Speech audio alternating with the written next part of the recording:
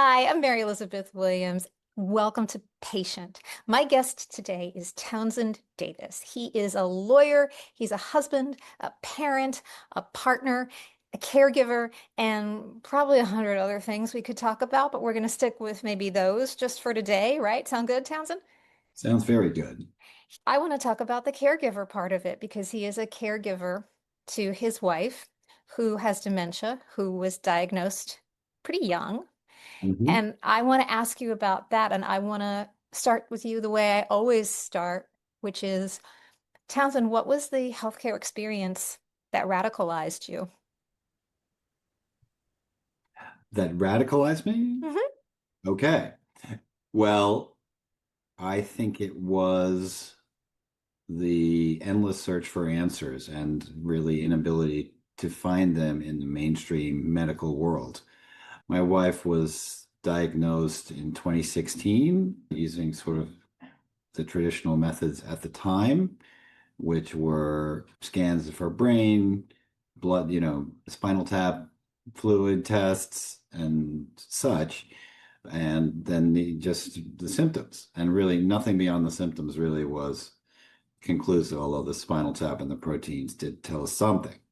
And much as they tried and as much as intentions were good, there just weren't a lot of answers back then in terms of medication. And I think it just immediately sent us down a path of finding community and finding those who were accepting that this was a neurodegenerative disease and progressed no matter what you did. And that really was, we pretty quickly pivoted toward finding community in our area because Western medicine was not going to save her.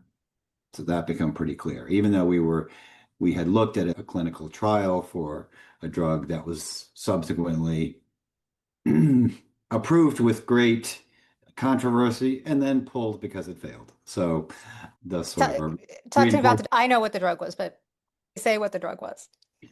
Well, it was aducanumab, and Bridget did qualify for that trial, but at the time, she really didn't like the testing was so upsetting for her, quite aside from side effects and all the other things, possible side effects. So we decided not to do that and to try to give back in other ways.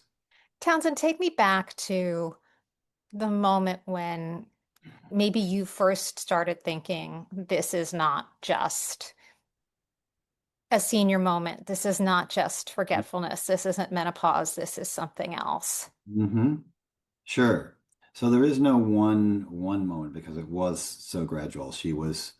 I guess we had our first serious sit down conversation about this time in 2013. I remember it was around Christmas time. And there had, we had been married by that time for 11 years, and I knew my wife pretty well. She was very organized. She was got along well with people. All of a sudden, she had become a lot less organized and able to stay on top of things, even though at that time she had already retired from her corporate job. She was the chief financial officer of the Whitney Museum of American Art. So I knew that there were changes. She had all kinds of reasons why she didn't think there were. And we had argued about it. And then we had our first real sit down in 2013 because I just felt pretty strongly that something was going on. So my theory at the time, and I guess I should have kept this to myself, but I thought, oh, maybe it's just a little late onset ADHD, no big deal. There are good treatments for that, and let's just deal. And she basically laughed at me and said, "You're crazy. It's all in your head." And she even, at the time, she had taken up cartooning and she did a whole cartoon about how wrong I was, basically a 9 panel cartoon. And then, so I dropped it for 2 years and we just dealt with the chaos. And, at the time, the children were preteens. So, life was busy and just sort of felt like maybe this is the way parenting is anyway. And, but then I think reality caught up with her. And by 2015, we had another sort of holiday. See, this is why I kind of think of the holidays with somewhat of a shadow. 2015, we had another conversation, and by this time it had become much more clear that something was going on. She was making mistakes driving, making mistakes cooking, forgot her birthday party, a bunch of things that made it kind of crystal clear that something was going on, but we had no concept of this actually being Alzheimer's. There were plenty of other explanations in the beginning, and it just wasn't in our vocabulary at all. I guess the movie Still Alice had come out, but that's fiction, and it had that crazy genetic kind, which is super rare. And so that was the beginning of our journey, of our diagnosis journey. And so ultimately diagnosis and a whole new footing. Like the day she was diagnosed, it was clear there was a new footing. I had a new identity, she had a new identity, cared for person and caregiver. That was, we were partners, we were spouses, and now there was a new role. Not nullifying those other things, but really becoming front and center. That was clear that day. Yeah, that's an identity shift. How old was she at the time? She was 52 Yeah. and, otherwise in very good health, very energetic. And we had a lot of good years there.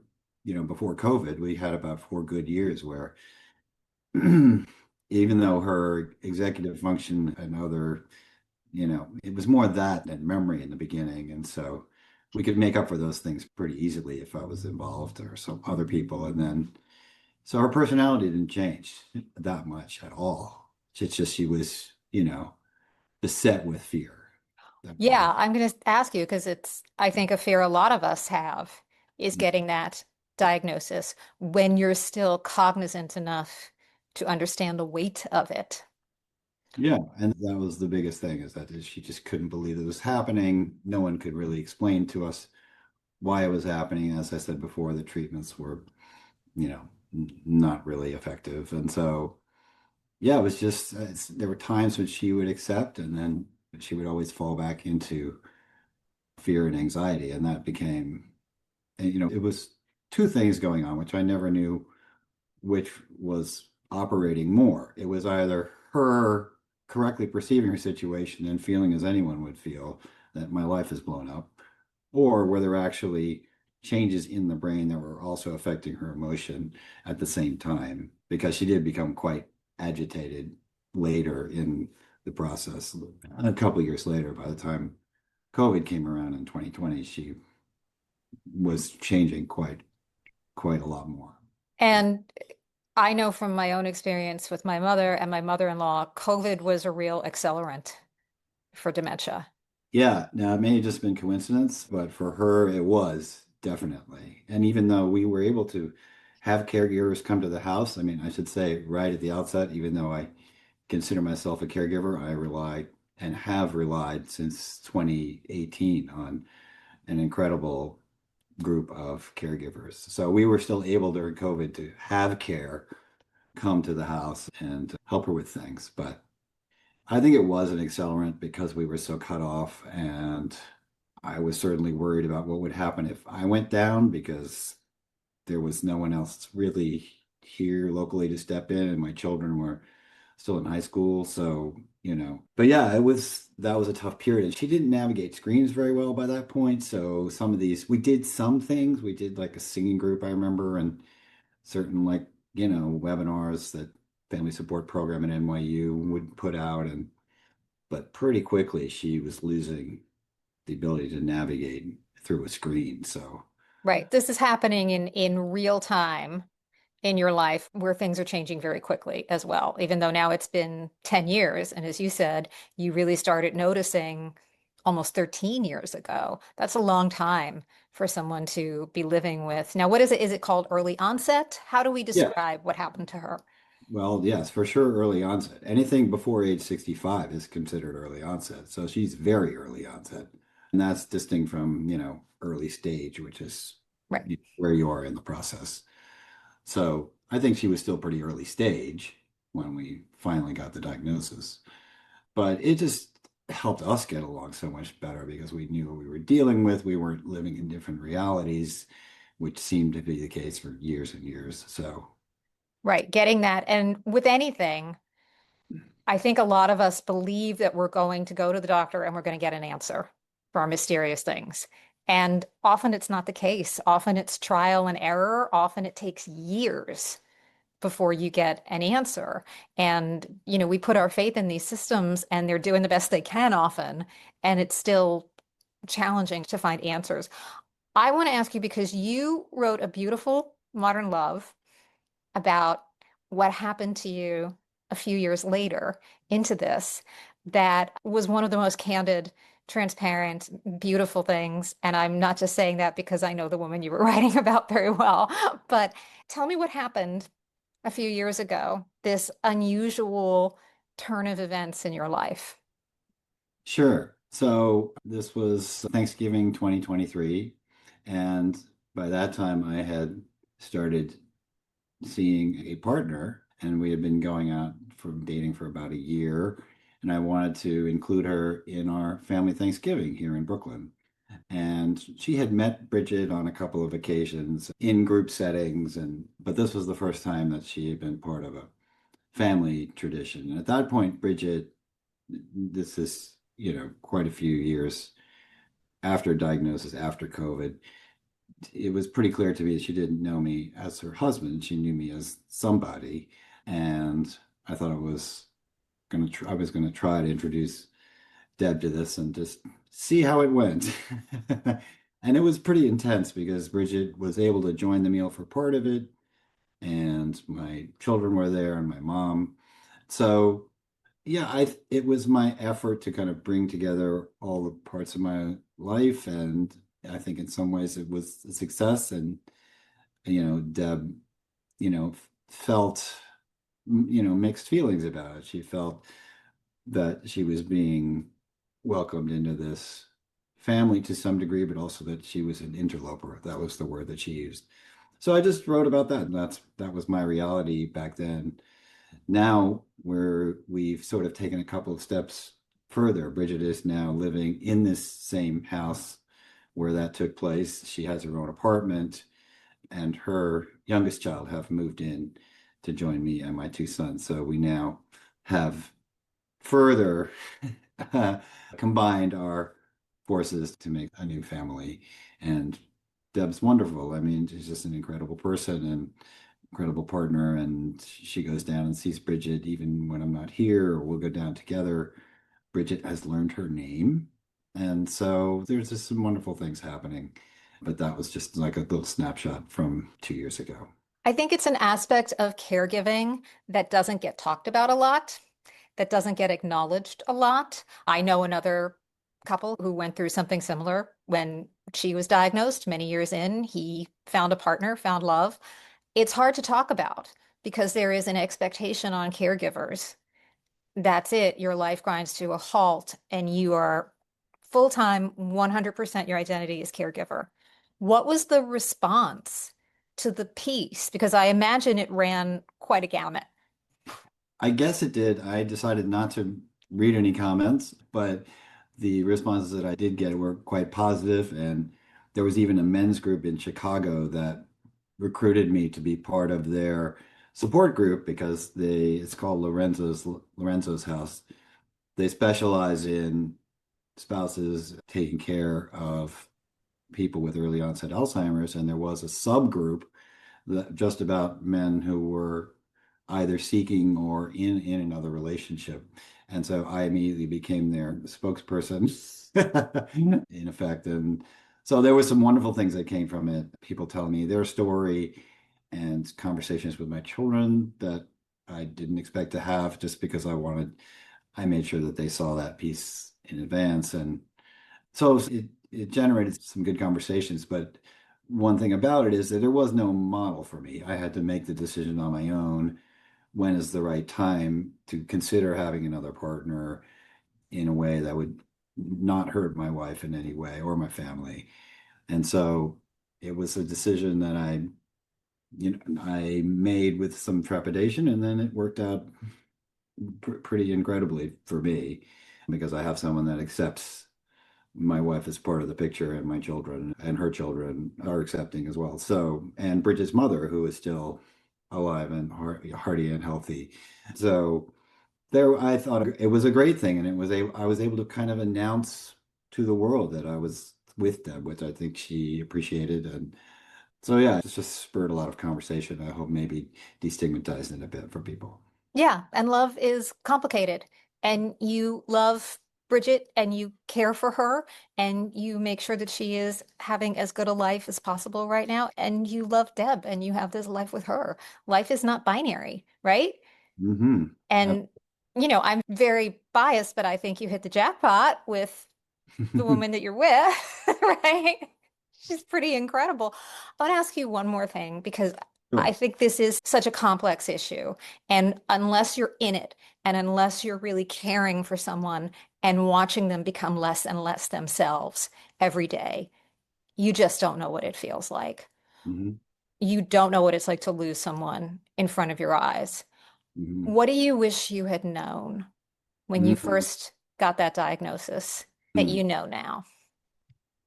Oh, that's a good question. I think in as I thought about coming to see you today, or one thing that I have in mind now when I visit Bridget is I assume that she's taking in more than I think she is. Not just what she's able to express, which is right now is very little that makes any traditional sense.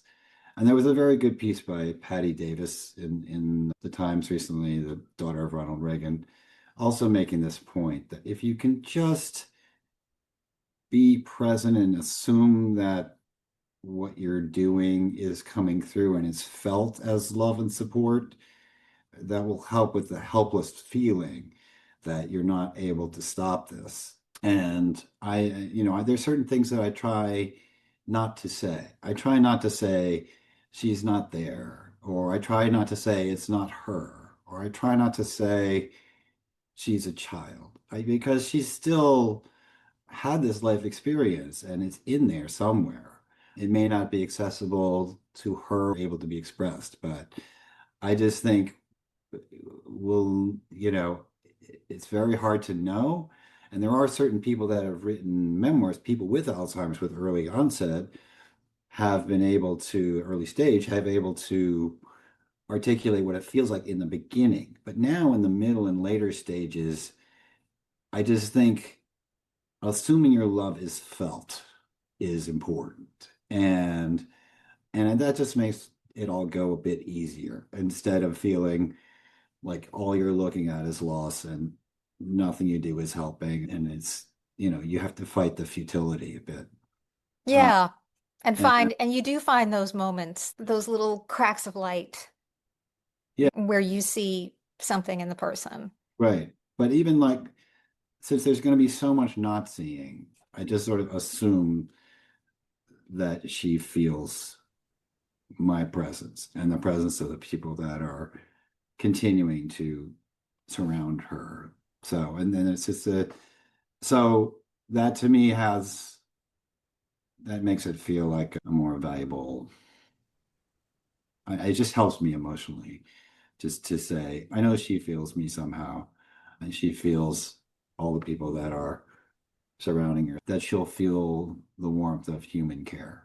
Right. You can't go wrong with that. Yeah, you can't go Right? wrong with that. Because I think the opposite is people say, oh, she's too far gone. It's easy to fall into the, you know, the feeling of, well, she's so far gone.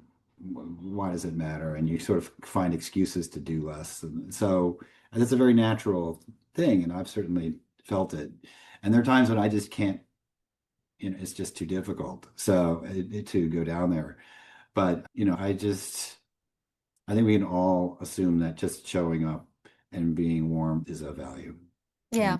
and I've had lots of friends, and certainly the caregivers do an incredible job of that. Yeah. Love is never wasted. I feel that too, right? Absolutely. Townsend, thank you so much. It's such a unique experience. I also want to say Patty Davis's book, best book I've read on dementia. Best one. by far. Yeah. So if you haven't read it, it's my favorite one about it because it really captures it in a way that I don't think anything else ever has. I interviewed her a couple of years ago, and it's just, to me, one of the best resources for someone going through it that you can read. You are a great resource. You are an amazing example of how to do it with compassion and dignity and love and care. Thank you so much for talking to me today, Townsend. This is really important to talk about. So many of us go through this. So many of us are experiencing this with people we love. There's no great template for it. We're all just doing our best. And I really am so grateful for you giving an example of how it can be done with love and kindness and care. So thank you. You're so welcome. It's really been my pleasure. So Thank you.